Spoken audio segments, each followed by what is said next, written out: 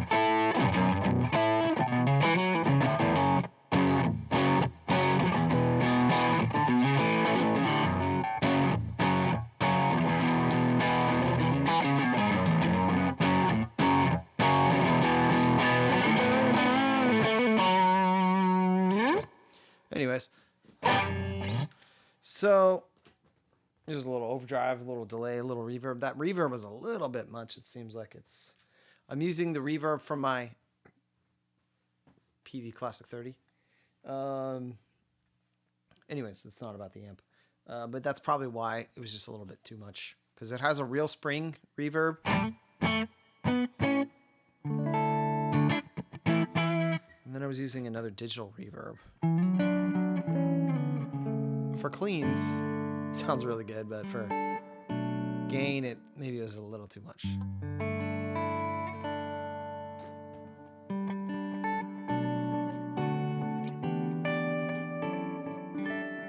So I recently bought this. This is a refurbished Boden Bengal burst with the SSH or HSS. Sorry, I should say it like that. Issues. The guitar, I don't even want to go there. I've had a bajillion issues with this guitar. This is actually the second guitar that they've sent me. And it still has issues. And, you know, when I bought this guitar, it's $200 cheaper than it currently is. They actually just raised the price to $1,440. I paid $1,275. And at $1,275, it's a lot of money. And the amount of issues that this guitar has, like, I cannot believe that they sell this as a refurbished guitar. The neck was too low on this side, so I had to shim it because the bridge ended up having to be kinked really low. I've had to shim the neck using aluminum foil. And a bunch of stuff. The other guitar, like the string had ate through one of the frets at the top, so that's something I'm going to address at another point. So this is the second guitar they sent me. On that one, the B string wouldn't intonate properly. On this one, it's like barely in tune. So it's just... It's kind of like the guitar that you love and you hate at the same time. Like I love playing this guitar. Like it's so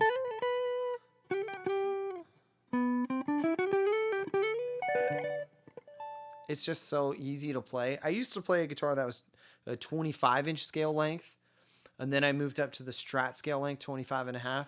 So this is kind of like the perfect balance of both. I really like how as my finger goes up the fretboard, that the frets really match. Like it feels so natural. Like I don't really notice the frets as much as people might think.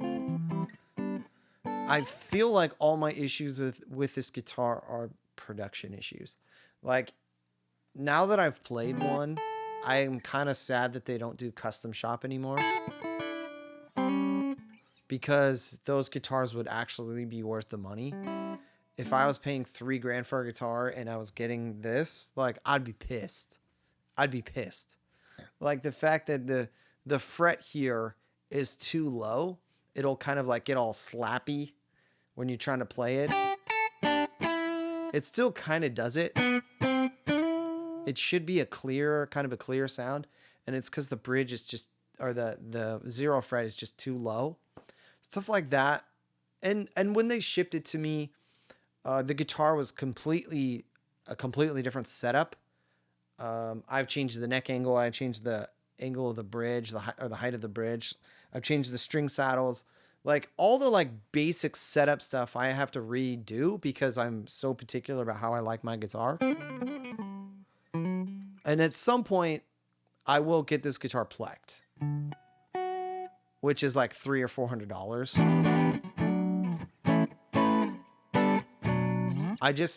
I mean, the frets are good, but the playability,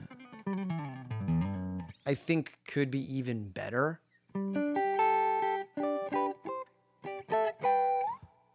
Because I don't know. The thing that I've learned about guitars is you have to get the neck angle right, and then you do the frets. So the fact that I've changed the neck angle and I've changed the height of the strings then changes the height of the frets. So if I want to make this flatter, these low frets will all buzz. So by raising the zero fret, I could probably get it close. But at that point, you can't raise a zero fret. The only thing I can do is cut off the other parts of the frets. So at some point, I know I will get this guitar plecked. This will probably be my main guitar. In fact, I may even get rid of a bunch of other guitars. I have like 10 or 15 other guitars. And this is kind of the one. Which is weird for me to say. Someone would be like, why would you buy a guitar if it has all these issues?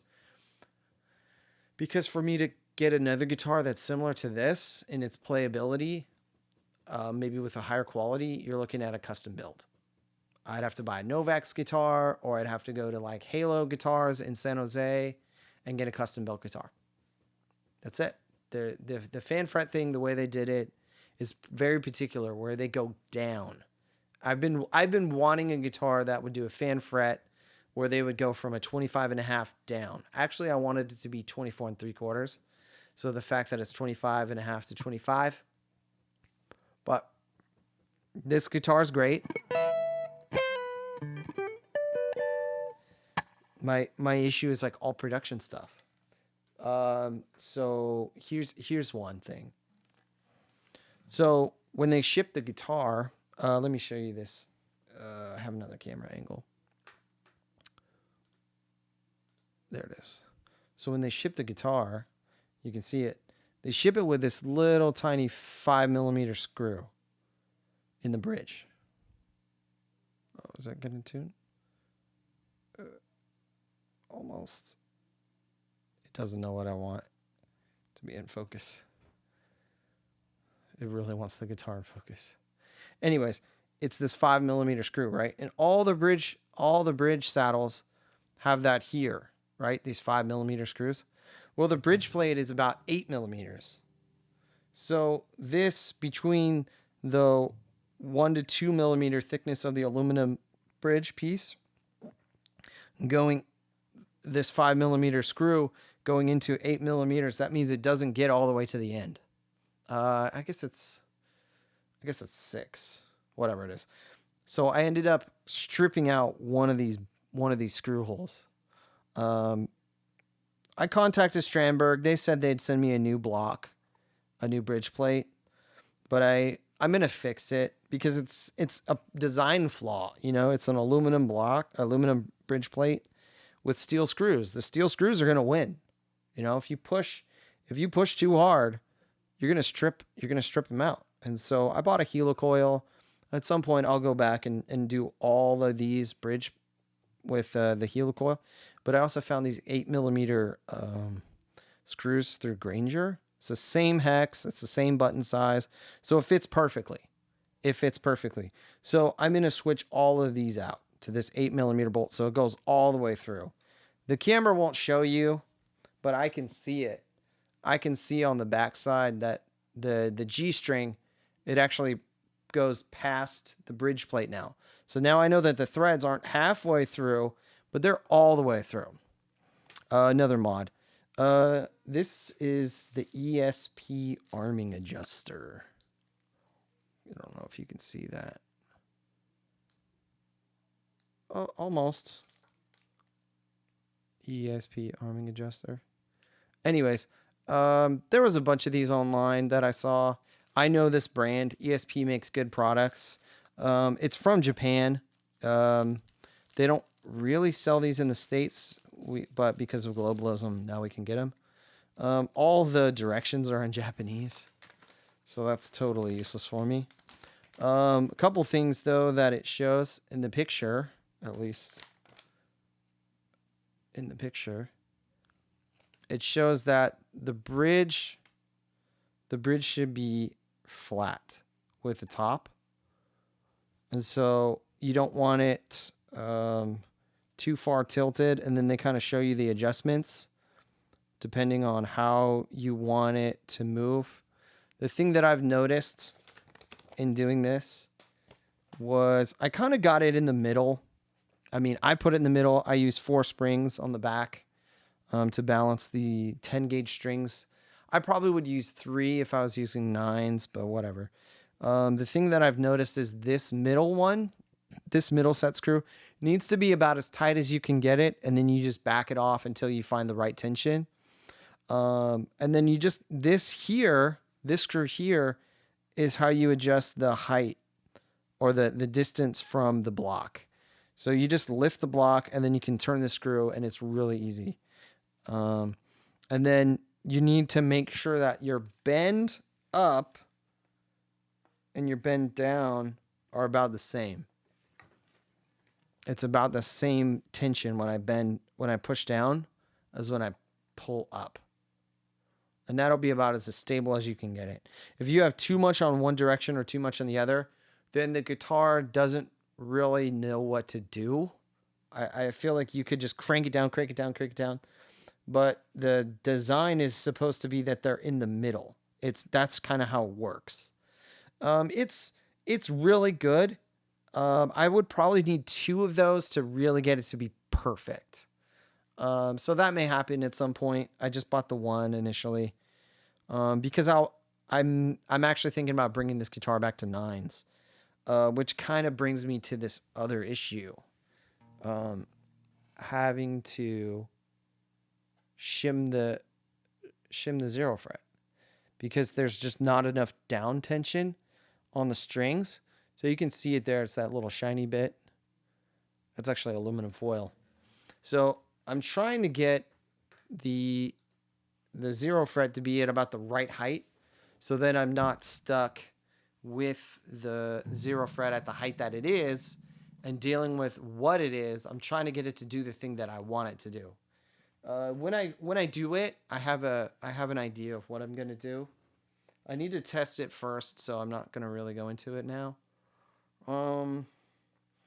What else? Oh yeah, this will be helpful for anybody who is trying to figure out the wiring of the guitar. I pretty much did that for you.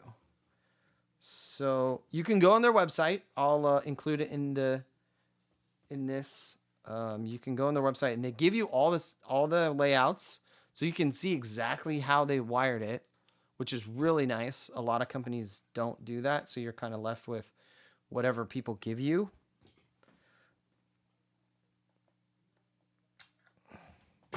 Sorry, I'm just trying to be real gentle. So I had actually already took the screws out. So you can see all the crap on my floor. You can see inside to the cavity the two pots. This is your volume pot. This is your tone pot. It has a super switch, which is cool. Really all it means is you have 4 different levels of connections, where a standard switch will either have 1 level or 2 levels. So this now has 4. So that's pretty neat. It's pretty easy to figure out. I wish I actually had a better angle for you than this. Maybe I'll keep doing another video for this. You can probably see there's some different colors in there. Oops. That's not my tube. So you see this little blue item here? That's actually the 499K resistors that they have in line going to the ground. Those are to help the 500K pot with the neck and the middle pickups to see 250K, because when you have them in parallel, I think it halves the volume. So, because a standard single coil should have a 250K pot. Eventually, I'm going to replace this. I'm going to get a stacked pot. There's plenty of space in here. I can get a concentric pot in there. And so I'm going to have a 500K and a 250K. That way I can get rid of those resistors. I feel like they actually changed the tone of the single coil as well. They make it louder. So it matches really well with the bridge pickup because it's a humbucker. But it also makes it kind of brighter. The tone changes. Then I pulled the cap. They had what they called a frequency enhancing cap. They had it on this 4th line. So it's lug 5 and it was connected to lug 4. So what it was doing was it was sending all the signal when you're on the bridge. If I flip it over to the bridge, this one's engaged, and then it would go all the way through the rest of this line into the tone pot. You look on the circuit, you'll see it. So what I did was I pulled the lug off of 4, and then I added a jumper and I connected it to the hot or the input of the tone pot. And if you know anything about semiconductors, the capacitor will block DC current. And if you know anything about pickups put out DC current or direct current.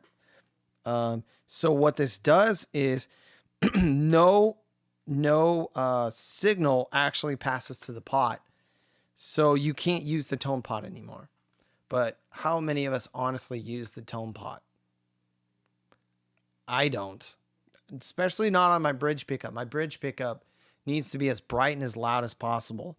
So first I just pulled it off. The first thing I did was I just pulled it off, and then I noticed there was an impedance problem. The bridge pickup didn't have enough load. The word I'm going to use is load. I know that's the correct term. I don't know why. I just know that it didn't have enough load. So by connecting the capacitor to the hot of the pickup or of the pot, it allows the pickup to see the load of the pot. It feels it, but you don't hear it. The pot is still like not connected in the circuit to affect the tone. Because even just having a pot connected actually darkens the pickup. And that was my big problem with the bridge pickup, was the bridge pickup was way too dark and the single coils were way too bright and they didn't match. I was constantly rolling my tone knob back and forth, back and forth. So now the neck and the middle are on the tone pot, just like in a Fender Strat, and the bridge is not. The bridge is actually not connected. And that made all the difference in the world. If you look in the circuit, you will see that they have a treble bleed circuit, which is cool. I think that this cap is unnecessary, or at least in the way that I used it, is useful. The resistors, it helps it so it feels like single coils, but it's not quite right. At some point, I will do the concentric pot mod, and I'll show you that when it's done. So these are all pretty much the things that I've done. Also, make sure you tighten your jack. These come loose. But it's really neat. Overall, Their circuit is pretty useful. It's pretty good. It's basically a ripoff of the Sur circuit. It looks almost identical, except for the cap.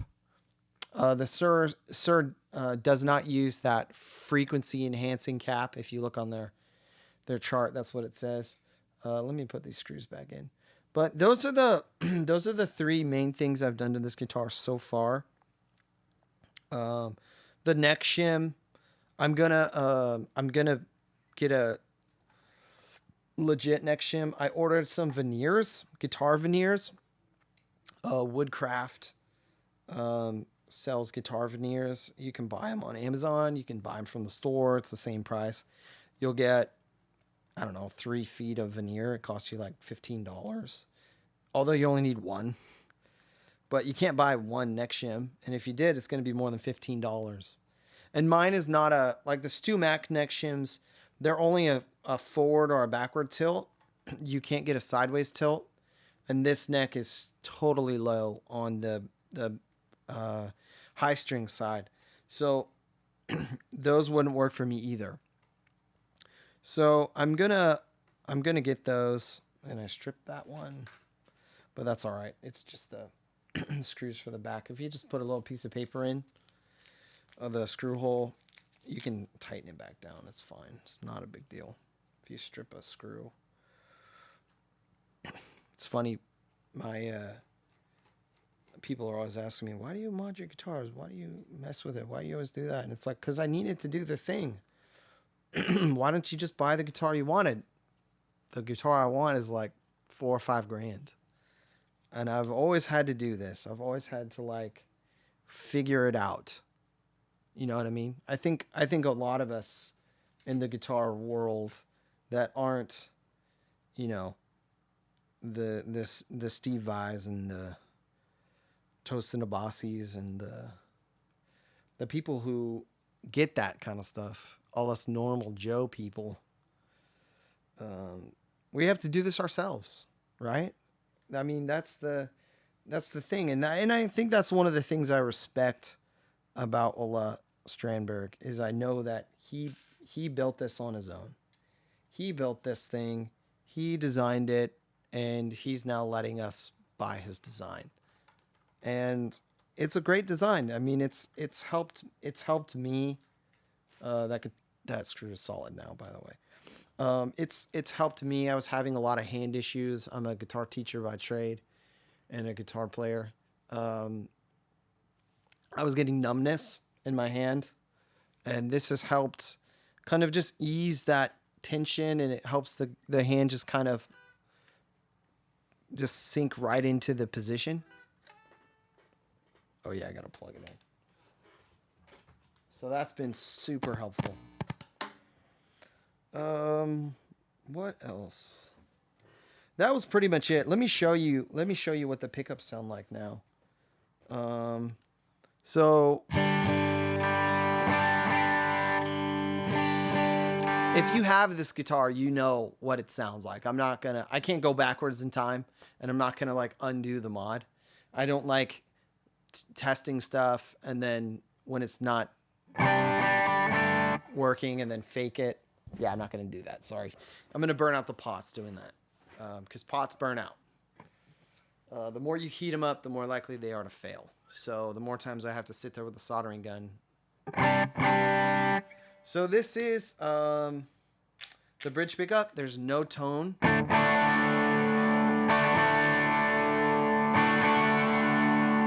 And like I said, because of the capacitor, it's on the lug that would send the signal from the bridge pickup to the tone pot. That capacitor actually blocks the signal from moving through, but it allows the load.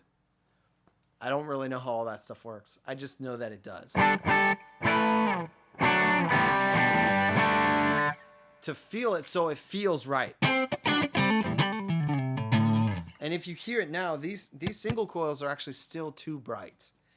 They're brighter. They're brighter than the bridge pickup. The bridge pickup was way too dark. Like, I'm actually surprised they shipped it like that. Like that was the design they were looking for. It didn't make any sense to me because they don't match.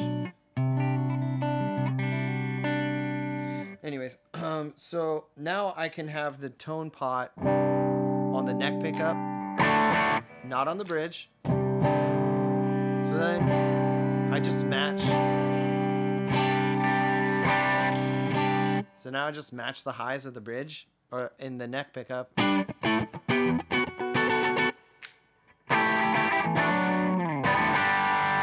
I mean, yes, it's a humbucker, so there's not going to be quite as much high-end content. At some point, I'm going to swap out these pickups. I'll put in some single coils, a different set of single coils, and probably a P90. I think doing that will get me the closest to the fatness and the bigness of this bridge pickup, but also give me the most harmonic unity between the pickups. But it's working so far, and I don't like to do everything at once. I like to do it in stages. At some point, I will have to straighten these out. For the life of them, they can't seem to... This is the second guitar that came like this, by the way. The strings aren't straight at the top. The A string goes left, the G string goes left, and the high E string goes left. Here, let me show you. And I appreciate their work, but come on, guys. Like, I'm just tired of dealing this. Like, I'd shipped a guitar to them and they still couldn't fix it. So that was crap to me. So I'll just do it myself. Like, I just don't have time to keep shipping guitars across the world to wait for them to get it done right. Can you see that?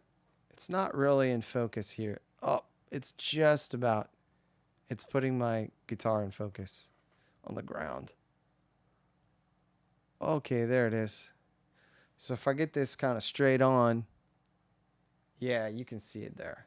The G string is totally sideways. The A string is totally sideways, and the E string is totally sideways.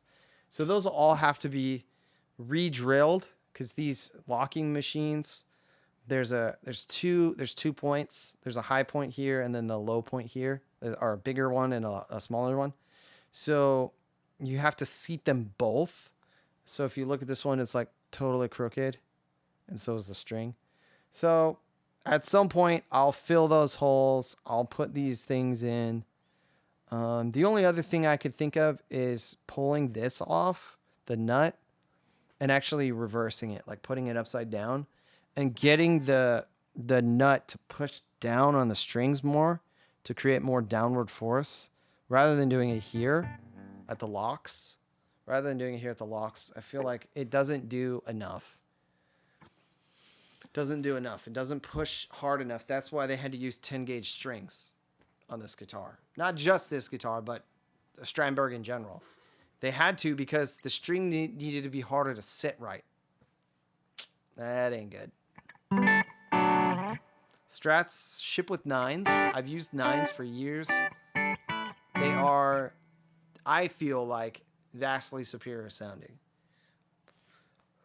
This is 10s. I'll even put 9s on my Les Paul, which is a shorter scale length, so I know 9s will work on this scale length. So it's not a scale length issue. It's a construction issue here, where you can't get the strings to sit and push down enough to stay in position. They'll just wear through the 0 fret too fast. There's another mod I'm going to do. This one's a secret. I'm not going to reveal that one yet. But other than that, that's pretty much where this guitar is right now. I mod all my guitars. Strats, the Ibanez behind me. There's a 4-string tenor guitar, soprano, whatever it is. I have an Epiphone over here that's still in pieces that I haven't finished. You know, you can only do one of these at a time, and I like to go slow with them. I don't want to do it all at once and then do it wrong and then end up with something I don't like. So I try not to do that. But yeah, I found a concentric pot through All Parts. They sell a lot of great stuff. I'm going to do that. the hardest thing right now currently was getting this ESP Arming Adjuster adjusted properly. That took a couple days of just tuning it, adjust it this way, adjust it that way. So if you do end up getting one of these, man, the guitar stays in tune so good now. It stayed in tune really well before. Like, don't get me wrong. But, you know, a floating trem is not going to just be in tune all the time. It's inherent in the design. It moves. This one I only had to micro tune the low E. That's it. Everything else was still in tune. I played this guitar for a couple hours today already. I took it out into my garage where it was really cold and it was raining today. We've had a lot of rain, so we've gone from a high pressure system to a low pressure system. The guitar's still in tune. I really didn't even tune it that much today, so I think the A and the low E were a little out of tune earlier when I tuned it earlier, before I went in the garage. Then I came back and it's been sitting in a warm house. It's like 70, I don't know what he runs it at, 70, 72. So it went from 40s, 50s outside in the garage to 72, and it's been sitting in the house for a while now, and I haven't tuned it right now. So that's the one upside to it. The downside to the arming adjuster, at least this particular one, I've noticed, yeah, it's still doing it. It was almost there. It was so dang close. When you do a double, like a unison bend, it's actually slightly out of tune. The high E dips down a couple cents. So to get it in tune, I actually have to push both strings up a little bit. It's not that big a deal, especially if you're used to playing on a guitar like an original Floyd Rose. You would have to bend both strings up fully to keep them in tune, because otherwise they won't stay in tune.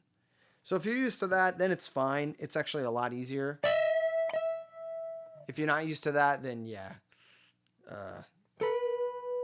get with it.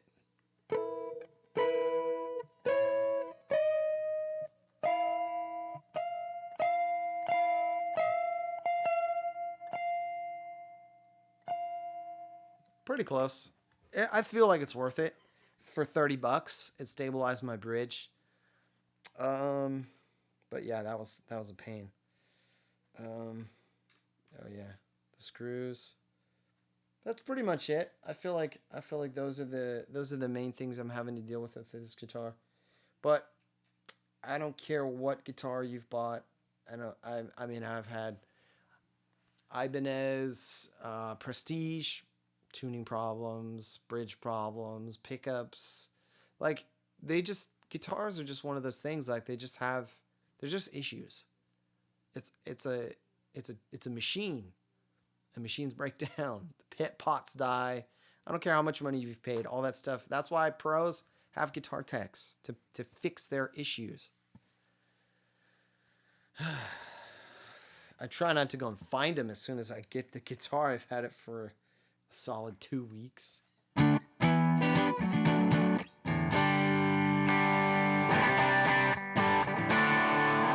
But if I had to do it all over again, I would not buy this guitar online. That's probably my last two cents worth. I would not. I cannot stand buying guitars online. If I had saw this in a store and somebody was like, yeah, you want to pay $1,200 for this? I'd have been like, no, give me a different one. Give me a different one. Give me a different one. But because I had one that was damaged in shipping and this one's been shipped back to me, I'm just going to deal with it because that's what I do. And they probably know that. That's why this guitar was $300 cheaper than if I tried to buy it from Sweetwater. But it's not available on Sweetwater. They don't have any currently. And I think it's because they're having so many production issues. That being said, it's a great guitar. Would I buy another Strandberg? Yeah, probably. I probably would. I'd probably get the Salin, and I'd get the Salin Deluxe. Or I'd get the Butterscotch one.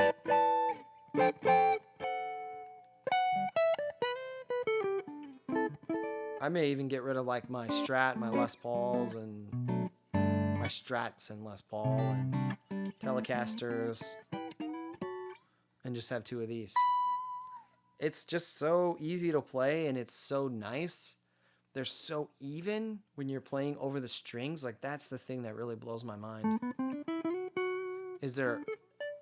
It makes the other guitars feel like peaky, and I don't know how to explain that. Like, they don't feel even.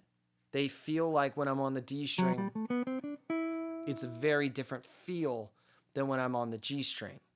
But here, when I'm on the D string and I go to the G string, they feel so similar. I mean, yeah, the E string doesn't feel like the D string. But it's so much more even when I go from one string to the next.